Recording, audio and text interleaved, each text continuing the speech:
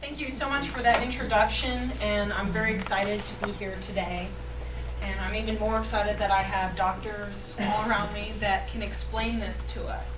Because to tell you the truth, I'm sick and tired of politicians thinking they know more about various expertises than the people that actually practice them.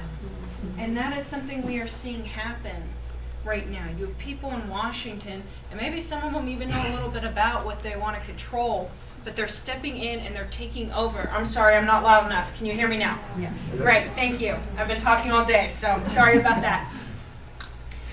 We need people in Washington that are not going to step up and claim to be an expert in everything, and I'm certainly not going to claim to be an expert on your health care.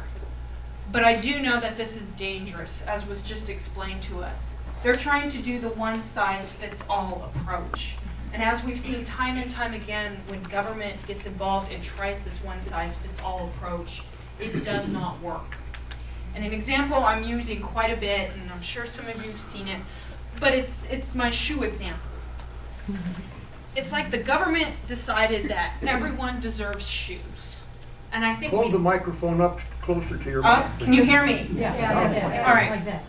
The government decided everyone deserves shoes. And I think most of us would agree. We don't want to see anyone walking around barefoot. It would be wrong. We don't want to see that. So the government is going to give us all shoes, which means they're going to take tax money from us, and they're going to take that and give all of us shoes.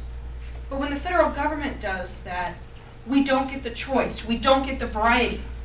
So since I'm the politician here, and I wear roughly shoe size 8, I think everyone should wear roughly shoe size 8 because it fits me well. So that means... Remember, you get to pick. You're exempted from the health care. Would 9 work better for... Give me more votes. But what happens is I'm going to pick one size fits all. Well, then everyone else has to decide if it's going to work for them. It's going to be smaller, it's going to be bigger, it's not going to work. Well, then you have to look at other aspects. You know, what kind of shoe is it? Is it very practical? I mean, I wear all kinds of shoes in my day-to-day life.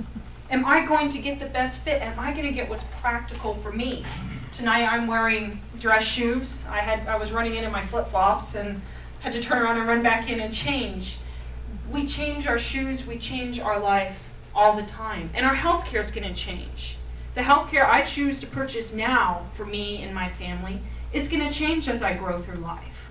We need to have the ability, the freedom to make tailor-made choices in our lives that are going to work for us. And we are losing that right now. And we are seeing what the result is. And unfortunately, this happens in many things where the government comes in and says, we're going to do something about this. We have a great country here. We have a country where we're free. We can make these choices. But what happens with that is we actually get what we need because of that. And yes, some people have more, some people have less. I learned that very quickly growing up because my brothers could eat whatever they wanted, and I've been on a perpetual diet since 3rd grade.